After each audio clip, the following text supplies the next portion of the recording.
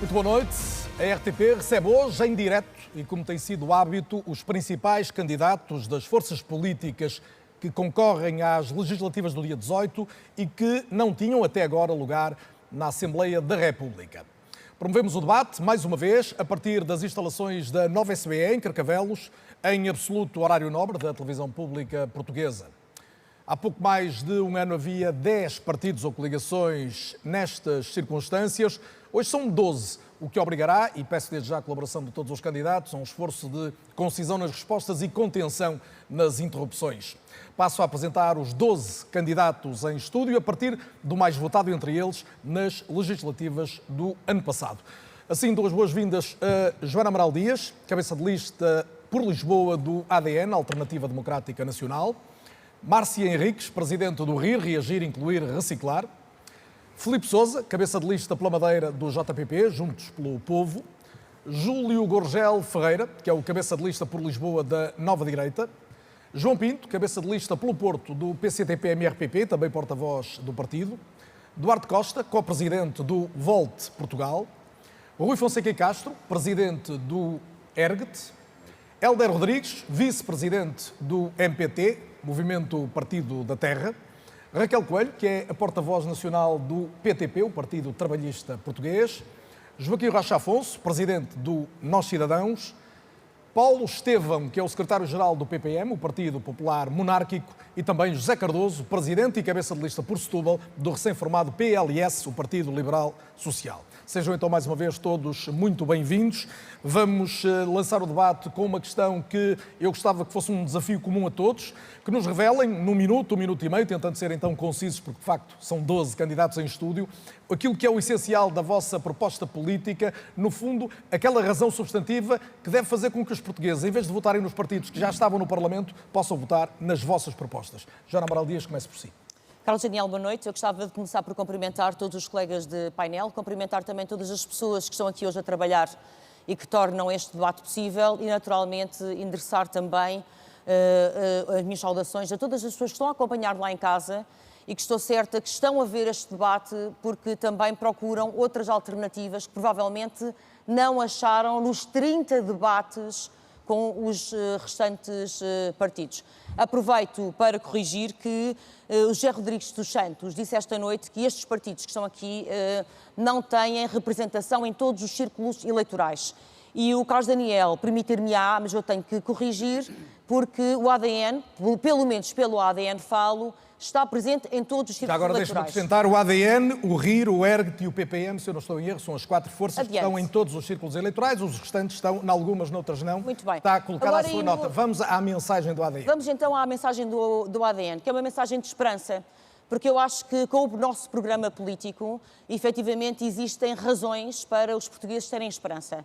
Em primeiro lugar, o ADN veio não só para fazer a denúncia de uma série de situações absolutamente escandalosas e obscenas que se passam na sociedade portuguesa, como vem também trazer uma série de alternativas possíveis, viáveis, devidamente estudadas. Eu quero começar por denunciar o facto de a Assembleia da República se ter tornado num local do crime. Até porque eu recordo, Carlos Daniel, nós estamos aqui hoje porque duas vezes, em eleições sucessivas, no espaço de um ano, existiram casos de conflitos de interesses que lançaram o país ao charco. Primeiro com António Costa, conflitos de interesses, tráfico de influências, as coisas que ainda não estão esclarecidas, na verdade, mas primeiro com António Costa e depois com Luís Montenegro.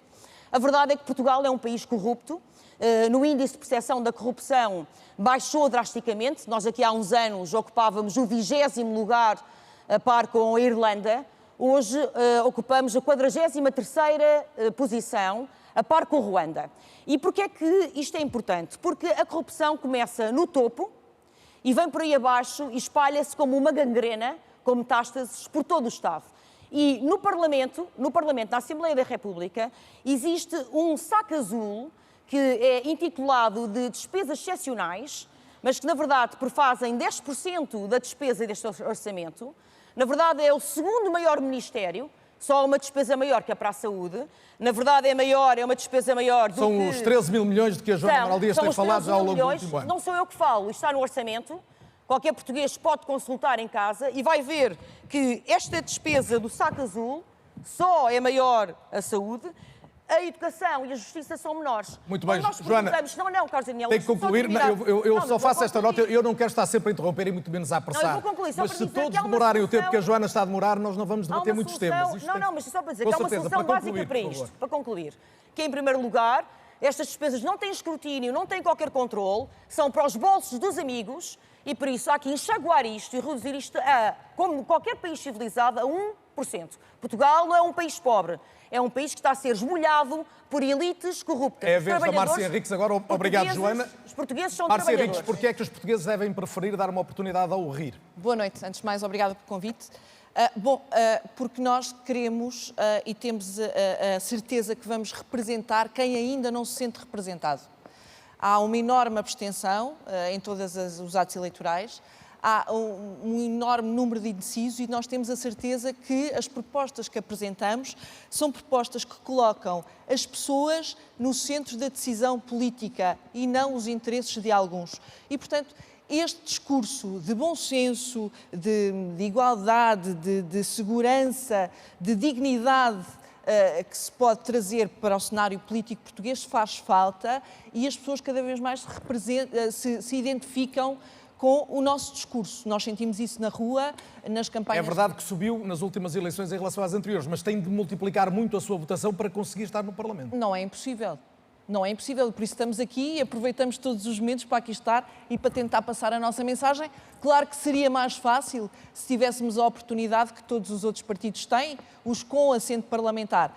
Deixe-me dizer que já referiu aqui que há aqui 4 forças políticas que concorrem a todo o país e temos, por exemplo, o caso do PAN, que foi aos debates todos e que falha o Distrito de Viseu.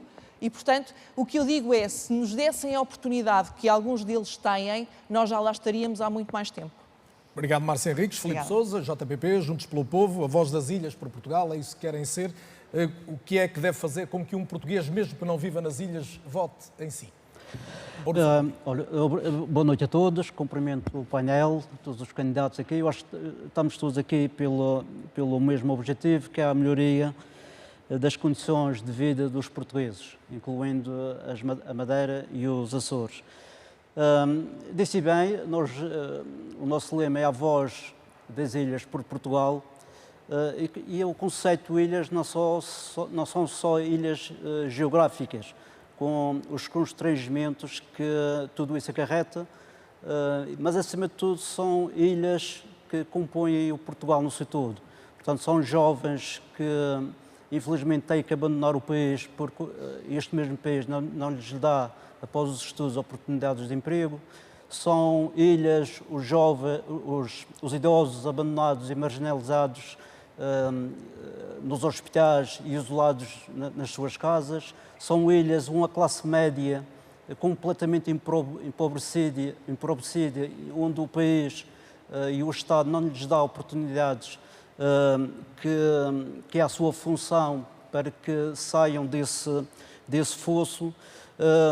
Portanto, há aqui um conjunto de ilhas que compõem o Portugal no seu todo, que com o nosso humanismo, referir que o JPP tem na sua matriz uma característica muito humanista e levar esse humanismo ao Portugal no seu todo. Portanto, é esse o nosso grande objetivo, com a esperança e a confiança de que os portugueses e os madeirenses, em particular, madeirenses e portugueses, já vamos mais ao poderão dar propostas essa oportunidade. E de todos. Júlio Gorgel Ferreira, bem-vindo. A Nova Direita concorre pela segunda vez a umas legislativas. O que é que desta vez trazem de novo? Bom dia, boa noite, Carlos Daniel, boa noite a todos os colegas de painel e também aos portugueses e portuguesas que estão em casa. Nova Direita, nós fundamentamos principalmente na defesa da família como a base da sociedade.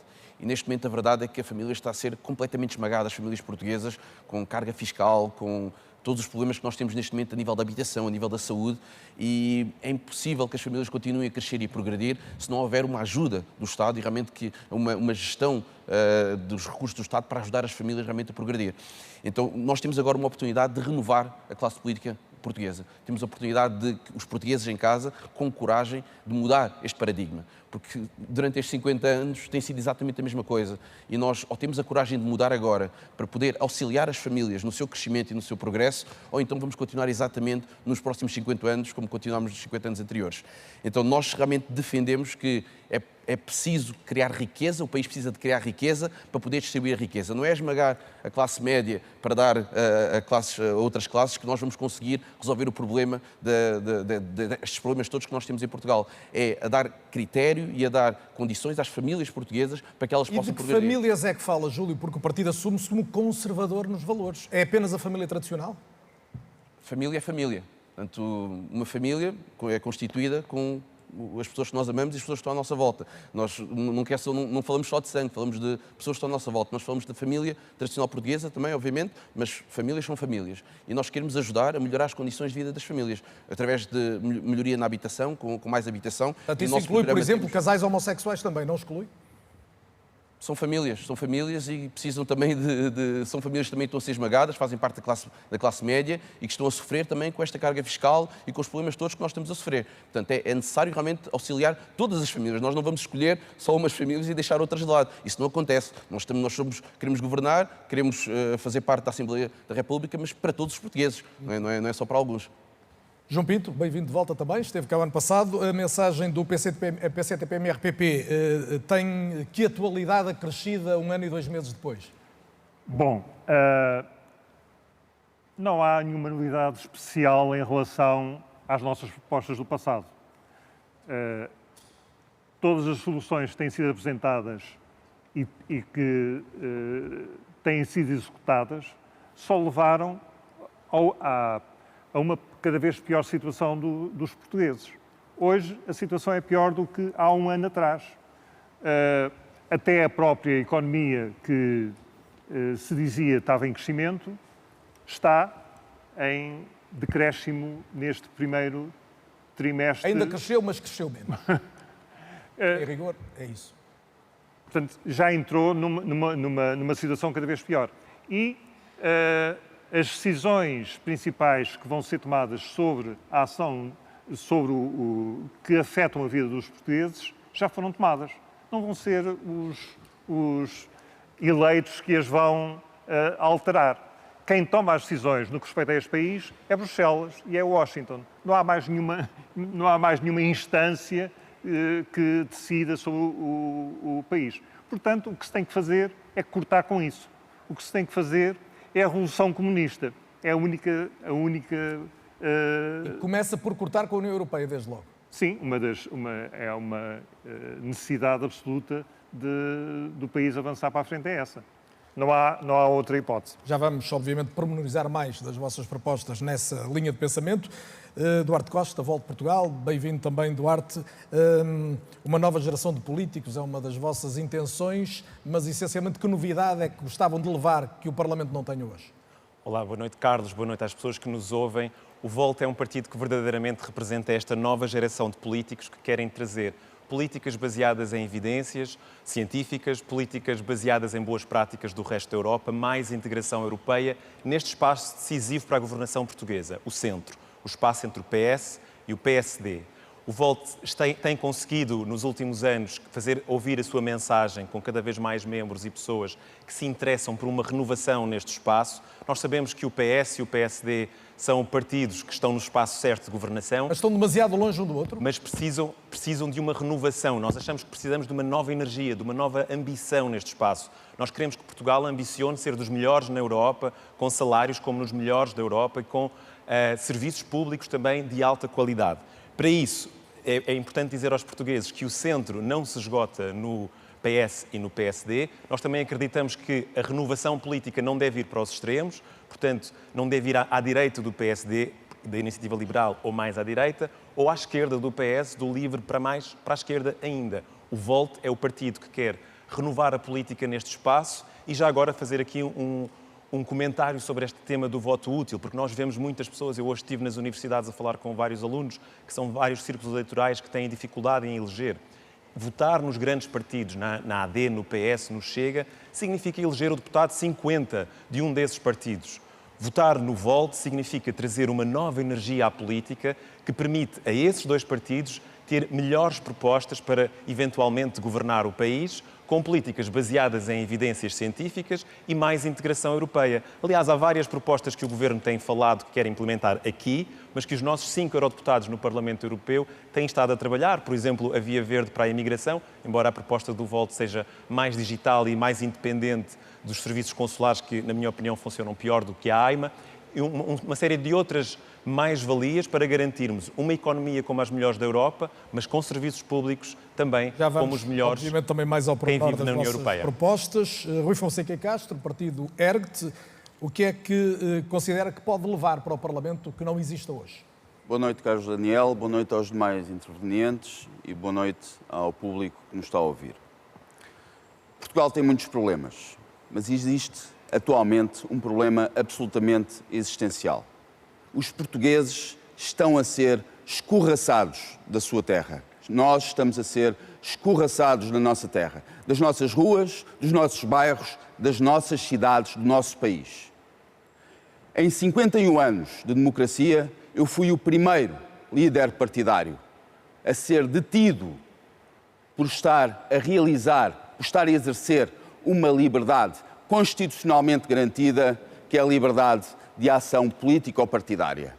E fui detido por estar a realizar essa liberdade porque há pessoas que ocupam extensas áreas da cidade de Lisboa, que têm uma cultura completamente oposta à nossa, que não gostam da nossa cultura, não gostam dos nossos costumes, não gostam da nossa religião e controlam o poder político e controlam o poder político. Porque as autoridades entenderam que o seu comportamento era... As autoridades entenderam porque há um conjunto de pessoas que não são portuguesas, que nos odeiam, que não gostam de nós e controlam o poder político e por isso é que não nos deixaram. Eu, no dia 16, vou encerrar a minha campanha eleitoral no Martim Moniz e quero ver quem é que me vai impedir. E convido todos os partidos que não tenham um discurso anti-Portugal, antinacional, a estarem presentes no Martim Moniz, porque Lisboa ainda é nossa e Lisboa comigo vai tornar a ser alfacinha. Segundo as leis do país atualmente, há autorização ou não para determinadas manifestações. Não há, agora a fazer um apelo. Está enganado, existe uma lei eleitoral, existe uma lei, existe uma Constituição e o Presidente da Câmara Municipal de Lisboa não tem esse poder, muito menos a Polícia de Segurança Pública. Muito bem, ficou colocado o seu ponto, mas a verdade é que a informação pública é a de que não estava autorizada aquela manifestação, mas já fez, obviamente, já colocou a sua nota. Eu gostava de ouvir agora o Hélder Rodrigues, Movimento Partido da Terra. Hélder, muito bem-vindo.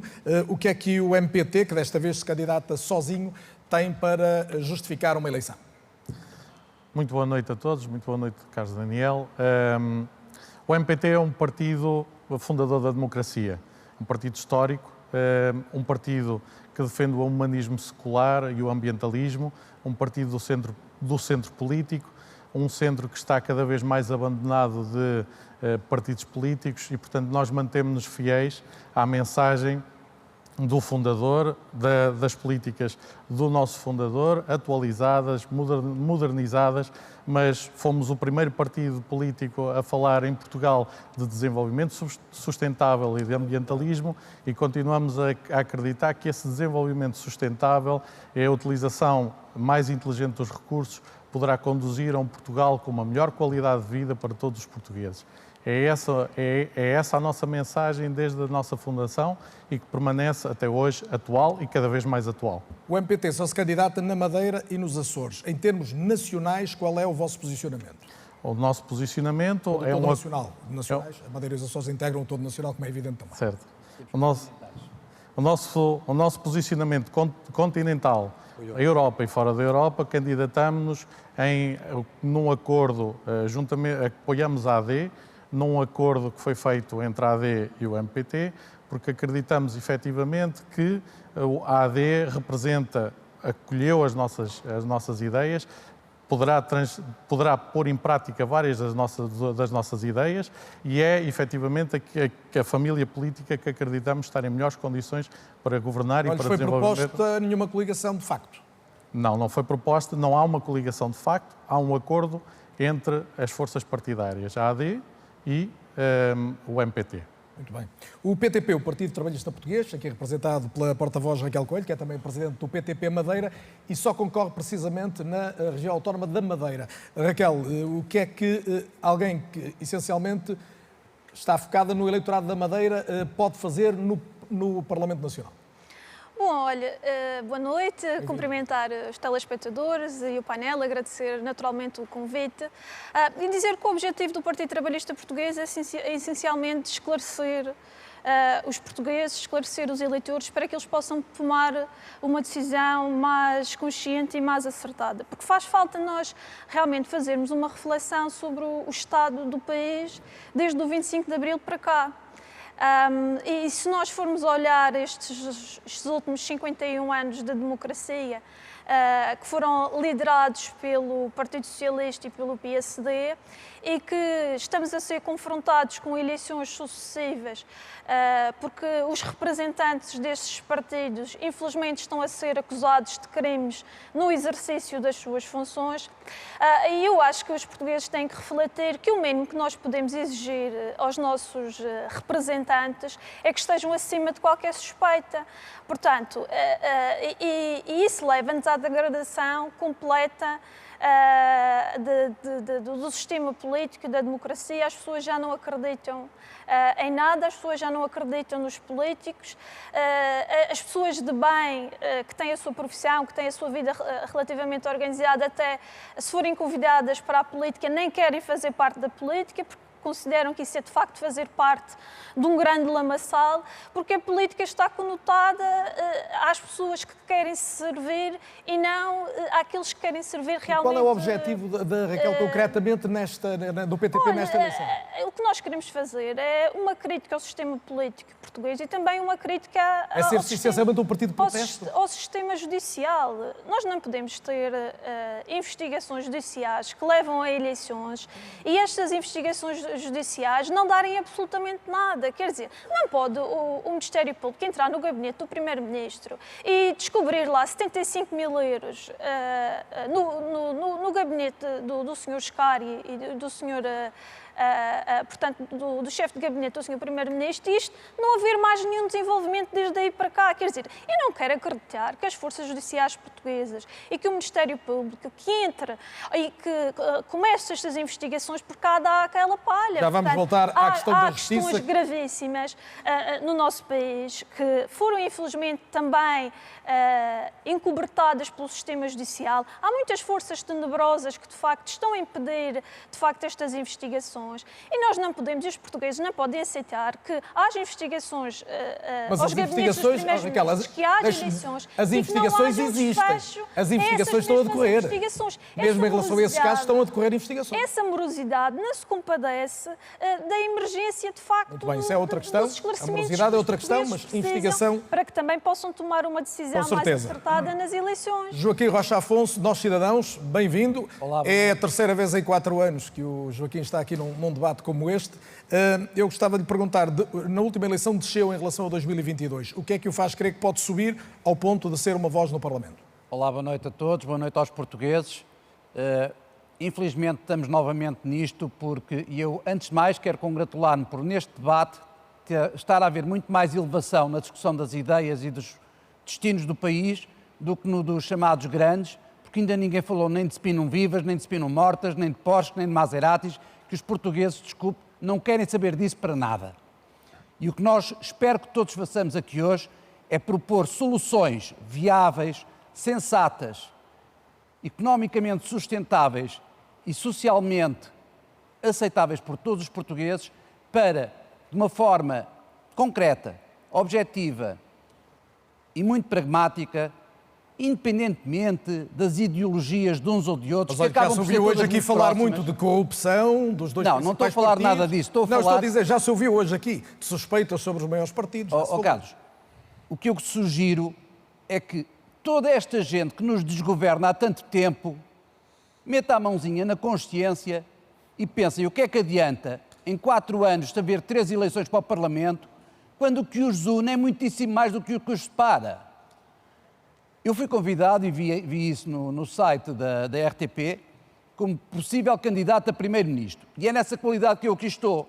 Agora, as subvenções não são iguais para todos os partidos, é injusto, não é democrático, é anticonstitucional.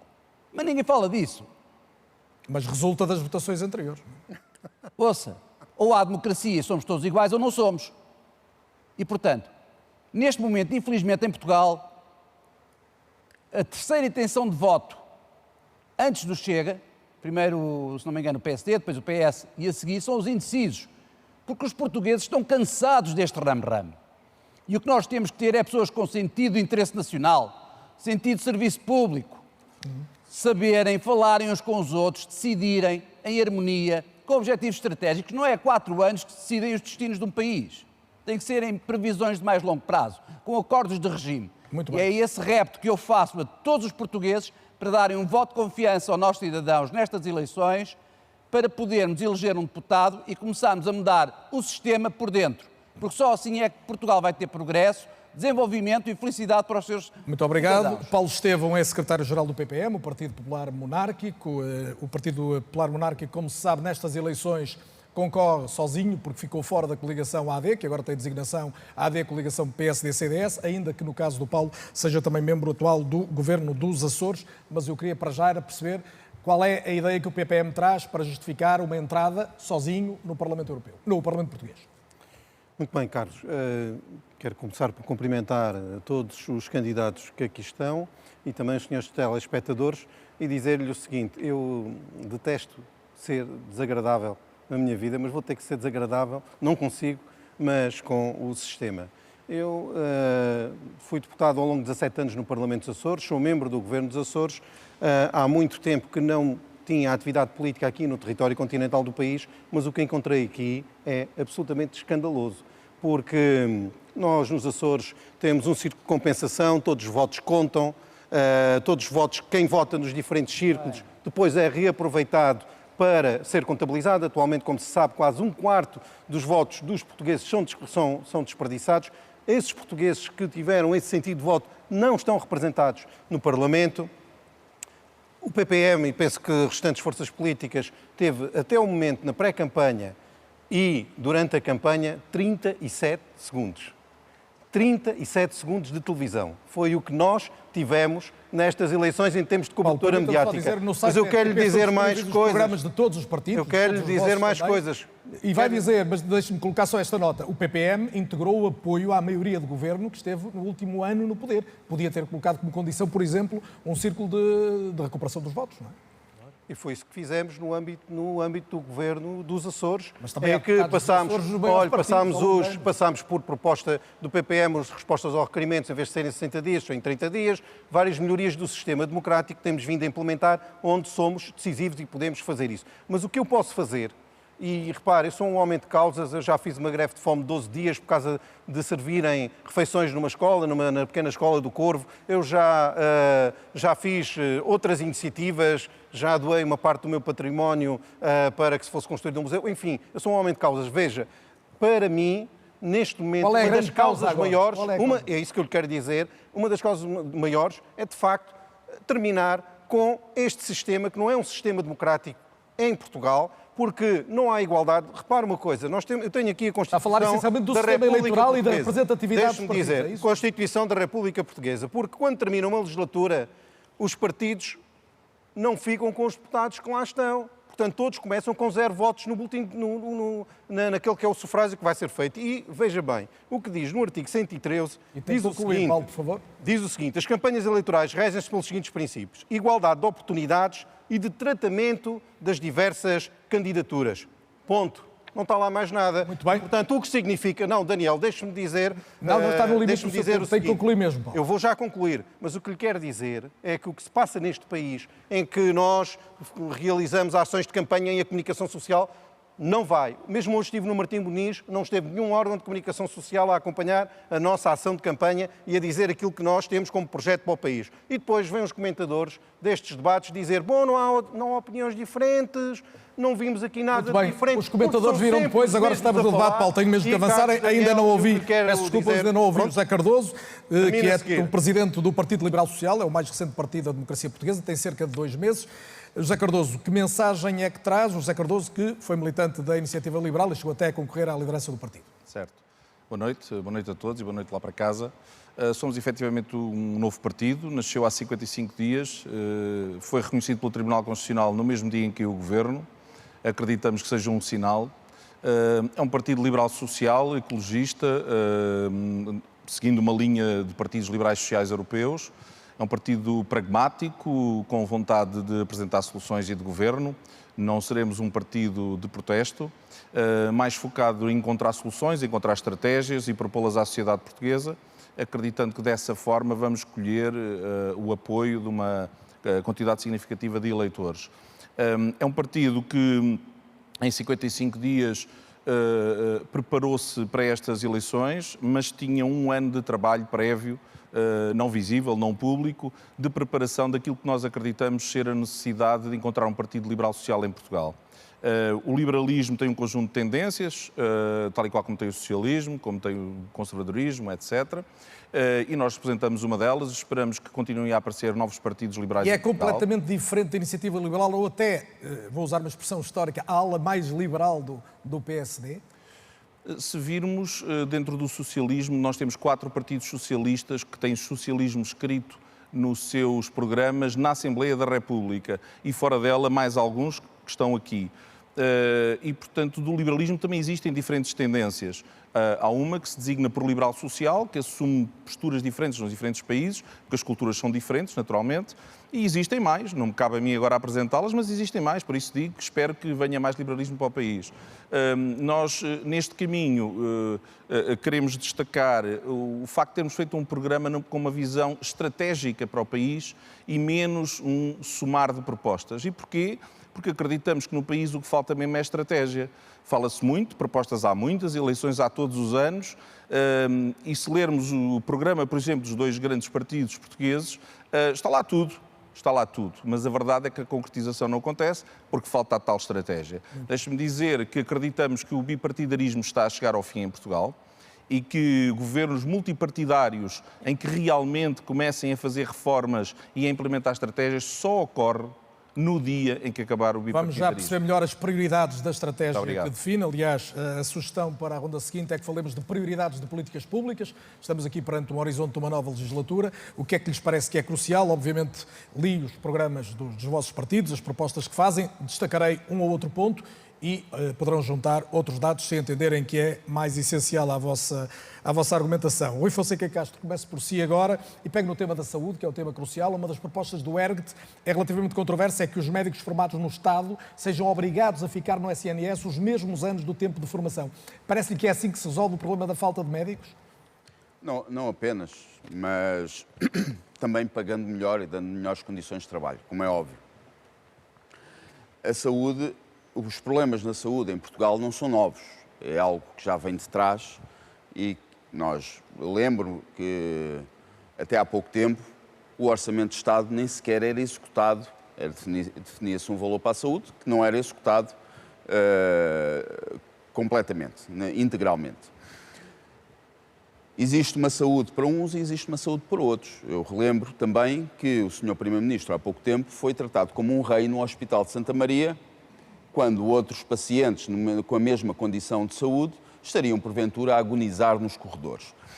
O estado de saúde, a situação de saúde em Portugal é grave, já vem de trás, tem a ver com falta de recursos, porque para os portugueses há sempre poucos recursos, há recursos para tudo e mais alguma coisa para os outros, para os portugueses há poucos recursos. Mas ao reter os médicos no SNS, tenciona pagar-lhes melhor? Como é óbvio.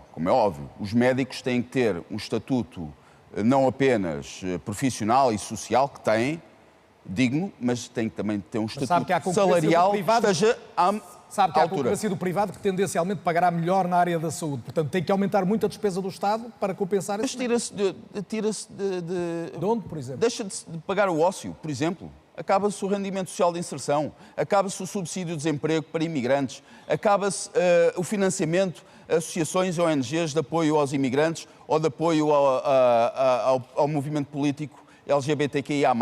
Há dinheiro, e há dinheiro que está guardado e que está em alçapões do Orçamento de Estado que pode servir aos portugueses.